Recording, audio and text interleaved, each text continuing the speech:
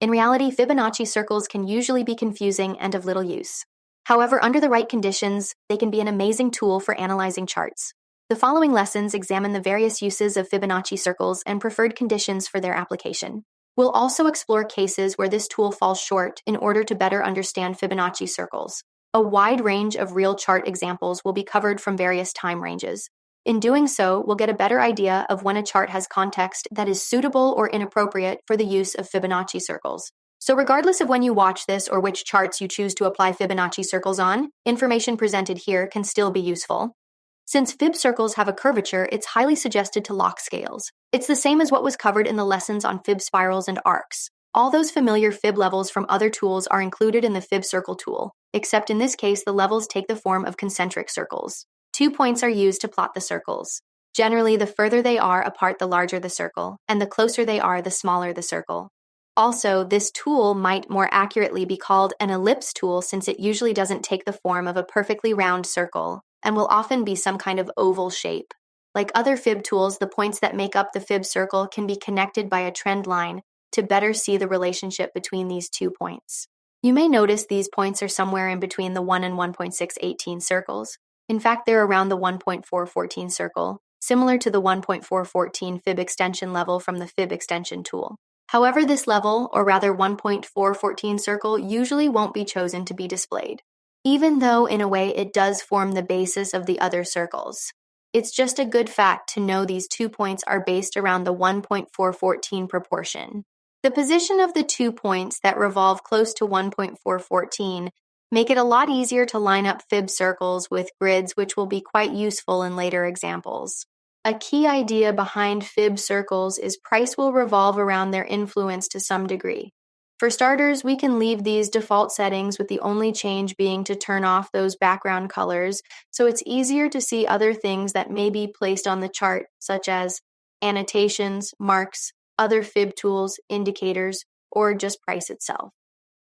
A common way of plotting fib circles is to place the 2 points at major reversal areas, usually the beginning and end of a trend such as the low and high here. Like fib arcs, it will commonly be said price approximates the curvature of these circles, and there may also be continuations and reversals upon contact with these circles. Of course, not all the circles will be useful, and it's also important to take into account other factors such as contact with major support ranges when deciding if a major reversal is developing upon contact with one or more circles. Similar to fib arcs, price might just follow the approximate curvature of these circles and not necessarily make major reversals or continuations all the time. They may also give detail on the approximate time range price might be falling into a flat range prior to a more significant movement. It's a preferable bonus to see circles contact other major reversal areas in the past, but it's not necessary criteria. Unlike with fib retracements or extensions, the 2 points of fib circles should usually avoid placement with steep trends and swing points such as with this case. Because when the circle becomes too horizontal or vertical, it's better to use other tools like fib retracements or fib time zones. Also, there's shorter term coverage with the circles, which are often too close together. So when using fib circles with this common method, it's better to choose 2 points that will result in a trend line quite close to 45 degrees. So it's possible to use this kind of method with sharper price movements. But usually, even if there is a steep trend like this, there'll be at least a minor horizontal range somewhere in between the 2 points, like with the more gradual movement near the beginning of the uptrend in this case. Under the right conditions, fib circles can be used to identify important areas in both price and time. First, we'll need to mark the interval of a major trend using cyclical lines. If you're not familiar with time analysis on charts, please check out the lessons on fib time zone tools. Next, we apply the fib retracement and extension tool. We apply this fib retracement to the full price range of the time interval that has been chosen, so it will be from the low to the high of this uptrend immediately following this stock's IPO. We'll just be interested in the whole numbers. So like the cyclical vertical lines for time, this will show cyclical horizontal lines for price. As a stable reversal gives way to a stable downtrend, These even intervals give us a grid. We place a fib circle with the first point at the peak of the last uptrend, which is the beginning of this current downtrend. We then extend the second point down towards the bottom right corner because we're in the context of a developing downtrend. Specifically, this second point will be moving 2 intervals of time to the right side and 2 intervals of price down. So basically, this is a 2x2 grid that contains the fib circle. For this method, the only circle we really care about is the first one in the center, the 0.236 circle. But let's also leave the 1 circle to demonstrate how it fits neatly into the 2x2 grid box within this arrangement. We care about certain angles that relate to the central intersection between all the grids and the central 0.236 circle that surrounds it. Theoretically, a perfect shift in the balance of buyers and sellers will create a kind of transition or exclusion zone around this central area, followed by a more probable reversal of this current downtrend that will send price back up towards the previous high within 1 interval of time and price. However, in reality, this ideal situation doesn't happen too often. So like in this case, when price doesn't even enter into the central circle, we keep the circle on the same horizontal level since it's a major support. But we move it 1 more interval in terms of time towards the right side, so that the central circle covers the same approximate price range, but it moves over further into the future as price also moves further into the future.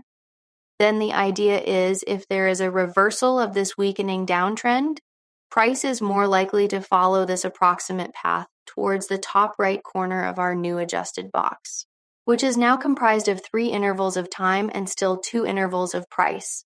Now, when price finally does enter this central circle, that higher chance of a reversal does materialize, but of course it will be unrealistic to see price always follow this exact trend line on the way up. With the ongoing uptrend rising towards previous highs, we can now repeat the same process. Except we now use the interval of the last downtrend in terms of determining the equal intervals of the price range from the high to the low, and the even intervals in terms of time, which is also based from the high to the low of this downtrend. The end result is the grid, where the first point of a fib circle begins on the bottom left corner at the lowest price of the reversal area, which began this current uptrend. We then extend the circle second point 2 intervals in time to the right and 2 intervals in price up.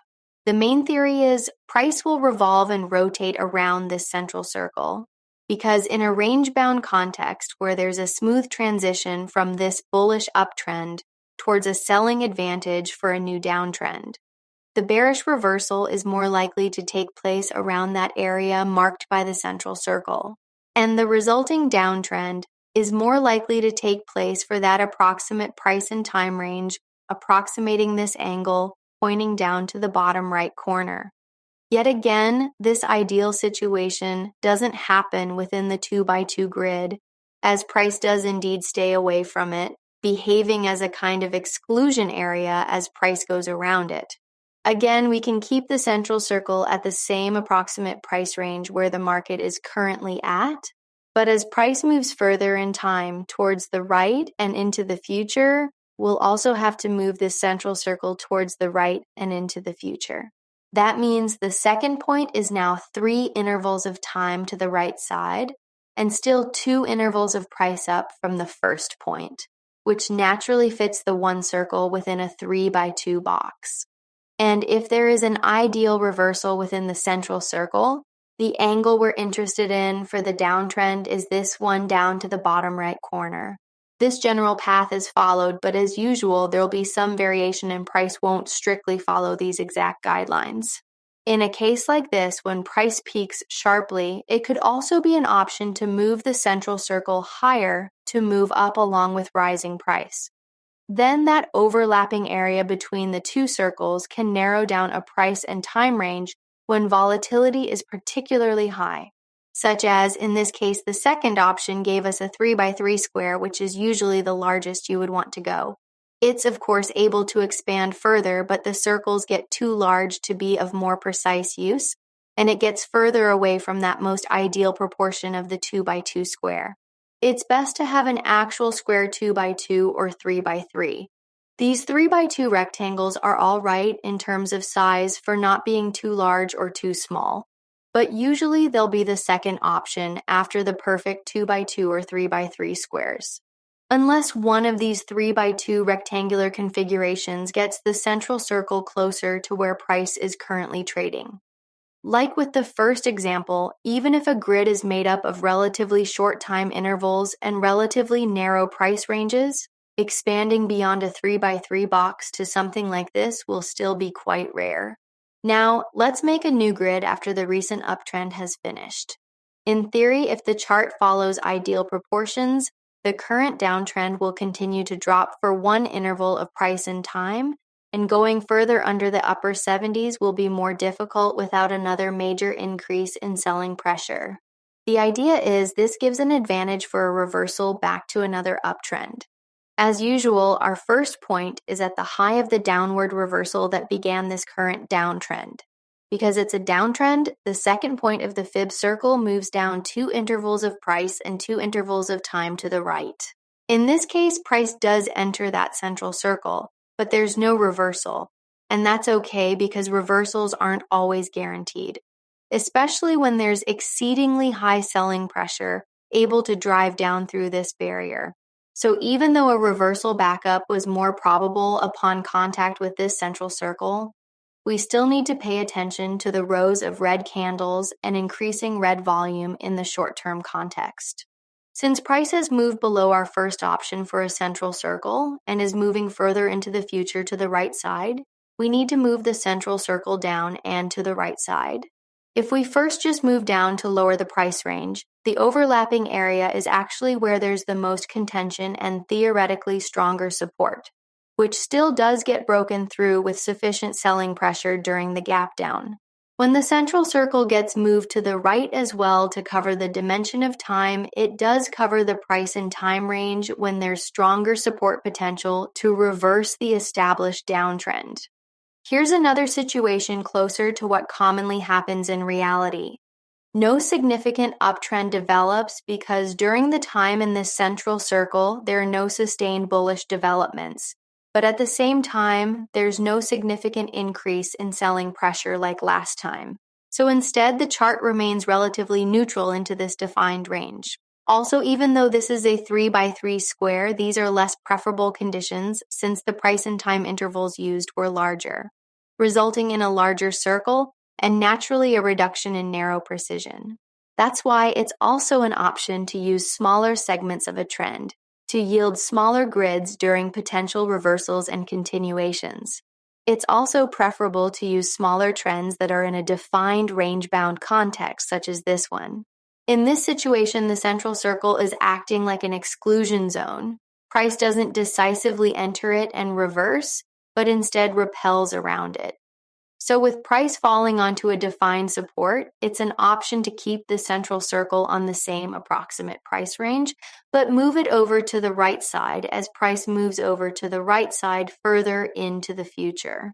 With this move, the central circle does catch up with price as it begins to congest around this defined support area. And there's still yet to be a major continuation or reversal even after price has gone through the entire circle. We can repeat the same thing, leaving the central circle at the same approximate price range, but moving it over further to the right into the future. There's actually a gradual drop in bearish continuation developing, but it's not exceedingly fast. So as price falls even lower in the circle, it will be of little use for defining the more likely reversal area for a larger uptrend. But it's still good for capturing these minor upswings. And this highlights why when price strays further away from the 2x2 or 3x3 square, an ideal reversal becomes less likely as proportions of the fib circle get stretched out and less balanced towards a rectangular configuration. So if a swift reversal takes place in a medium to short-term context within the central circle, like with this example, a reversal later on isn't impossible. But a swift and stable one like this becomes much less likely because the balance of buyers and sellers during that particular duration isn't following the most ideal proportions. Using the trend line of a fib circle, like an actual trend line that simply connects between two swing points, can produce varied results. To expand on this idea, we can use the distance between these two swing points for a time interval that will repeat.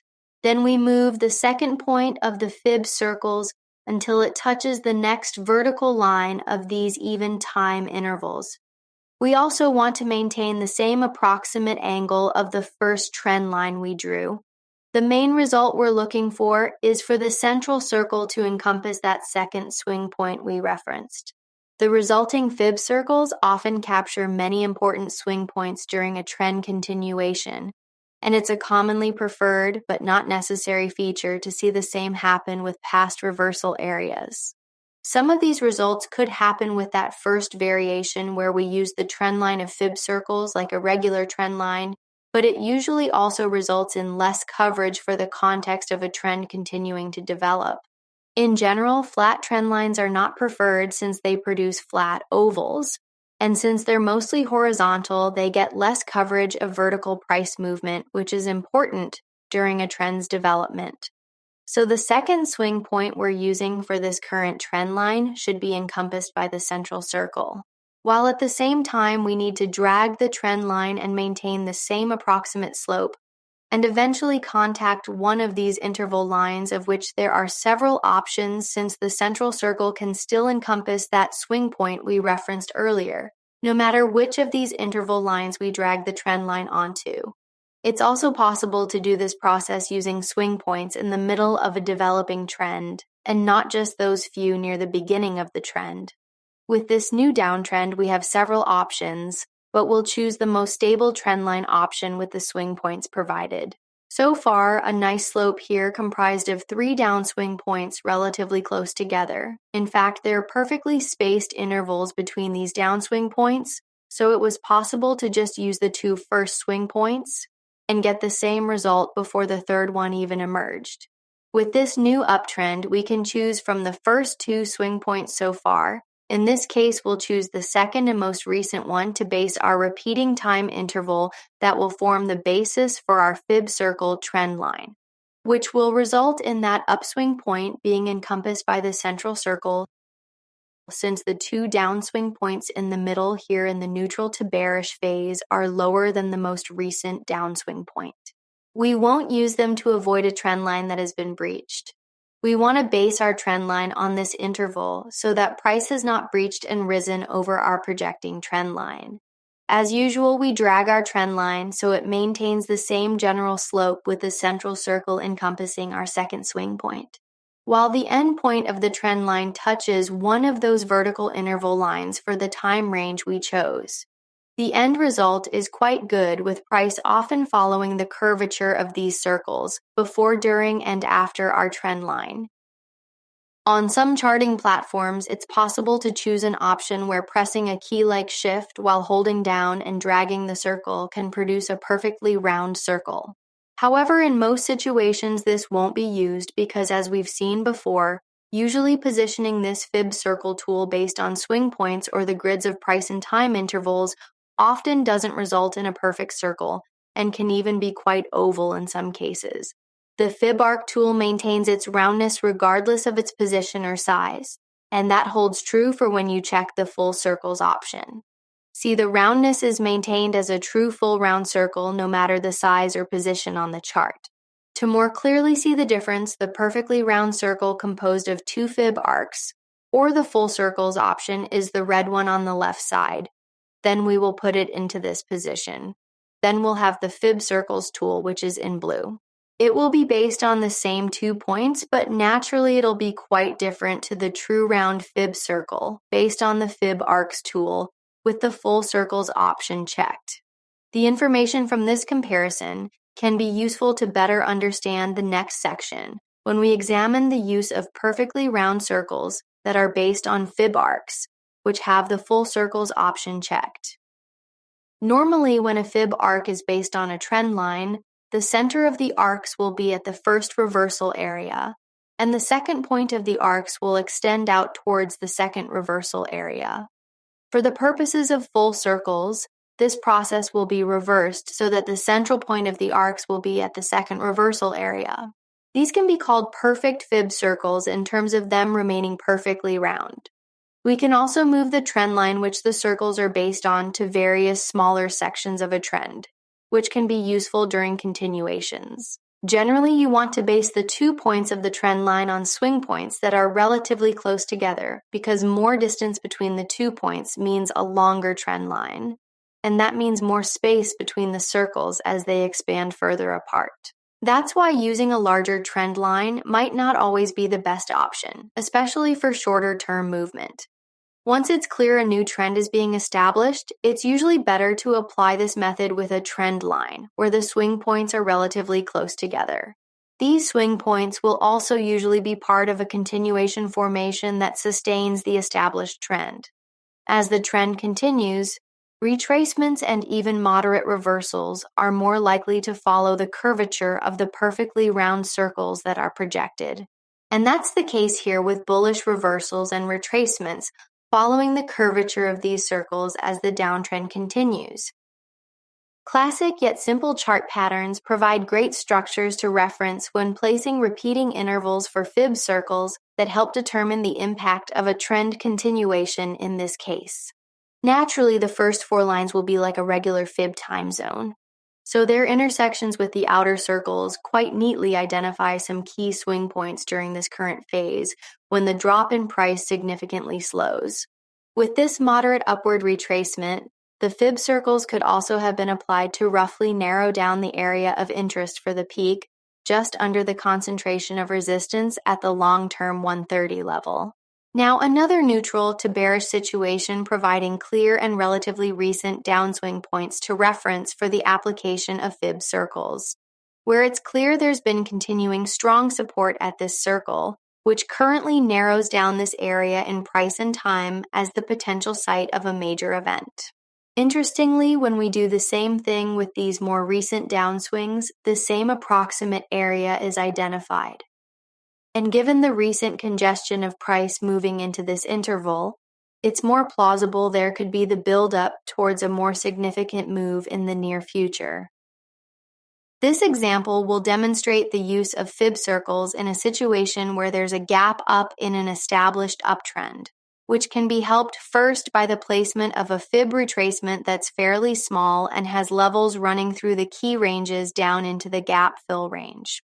Normally, the fib circle can use the same points as the fib retracement, and it's a preferable bonus feature for this to happen, where the central circle encompasses a swing point, but it's not entirely necessary. In some cases, it might not be possible. As usual, areas of interest are places where price contacts intersections between these two fib tools. Since price has recently fallen onto one of these intersections, there's more potential for opposition to the current downtrend with neutral to even bullish movement. But it doesn't guarantee there'll be a sharp upswing right away, or at all, though in this case, price just manages to stay aloft. And here we can see support immediately followed by resistance during this short-term volatility, where price does bounce off another intersection at the same fib retracement level, only to be resisted right away as it made contact near the intersection 2 retracement levels higher. Just like before, a reversal isn't guaranteed. Price can simply just be more neutral at this area prior to moving higher, in which case this next intersection would become highly relevant. There is stronger short-term resistance with bearish candles, but again just a pause rather than a reversal. These following intersections don't become relevant since the uptrend continues and price doesn't contact them. Also, it's possible for horizontal levels to present stronger support even at areas beyond the fib circles and intersections with them. After continued difficulty up into the 300s, we now have another example of a gap up. So we can do the same things like before with the fib retracement and circles since attention in the broader context is focused on the gap being filled. Intersections like this in the gap up range are less important, especially at these earlier stages where the circles are much closer together. Since there is a complete gap fill this time, The logic of having more confluence at this next intersection can reason support potential is stronger here. And yes, it certainly can be, especially with the downtrend being opposed at that area. But yet again, it can't be relied on to be a 100% guarantee for a sharp bullish reversal, especially with selling volume remaining consistently high following the double top that formed in the gap up range that's also comprised of very clear bearish candle patterns. In contrast, this next gap up is filled with less bearish context. So the balance is much more favorable to the bullish side, which also has the same confluence factors, that being an intersection of the fib tools at the gap fill level. Recently, there have been some very clear structures forming, namely the range at the middle of a bearish continuation that lines up well with fib retracement levels. Similar to the last example, we can base the fib circles on the same point, and it's no surprise the first area of major resistance is at this intersection. A trend-based fib time zone can be based on the last trend. So since this is already a defined bearish zone, continued neutral to bearish movement is more likely as trading continues to center more around the lower boundary of this range. Here's another strong short-term drop onto an intersection, but given the broader context, movement is mostly flat rather than immediately reversing back up. As the downtrend gradually accelerates, look at this intersection. There's close but no direct contact with it, yet the candles at that area are also fairly neutral to bearish, and surprisingly the next significant halt to the drop takes place when there's contact with the next circle, which is also unsurprisingly in line with a past significant level. This example will focus on an uptrend that has a well-defined channel structure emerge early on. Naturally, a fib channel would be a first choice to apply. Placing a fib circle based on the first two upswing points like this can be useful as the uptrend develops further. However, we don't get as much coverage since it's on a smaller interval. To solve this issue, we can simply extend to a longer interval up to the third upswing point and center the circles on that position. Then theoretically, the intersections between the fib circles and channel lines will be areas of interest only if there's contact with them. Unsurprisingly, at most of these areas, there's opposition to movement upon contact. Some can be short delays to a trend, while others can be sharper reversal areas. Placing fib time zones around the area where the uptrend began adds a layer of confluence.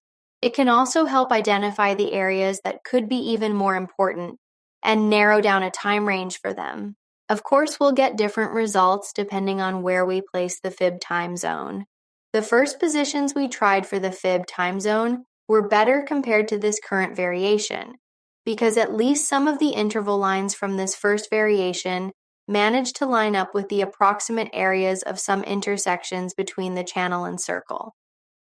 At first, this chart presents a fairly sharp bullish reversal, which then drops almost as sharply to nearly be fully reversed, because now there's much more support and neutral movement moving down into these deeper retracement levels. With these more neutral to bullish developments, we can place repeating intervals based on the uptrend that just finished. Though we wouldn't do the same for vertical lines. Instead, the interval is based on the previous peak to this potential upswing point. Then, as usual, we center a Fibonacci circle based on the following 2x2 grid. Since the chart begins to develop this more ideal horizontal range, it reaches back up close to the area of that central circle and begins a sharp reversal even before direct contact, producing this distinct uptrend back to previous highs that reverses just about when the next repeating interval begins. For more on Fibonacci methods, including Fibonacci arcs, as well as indicators, follow Ascencore. Thanks for watching and have a nice day.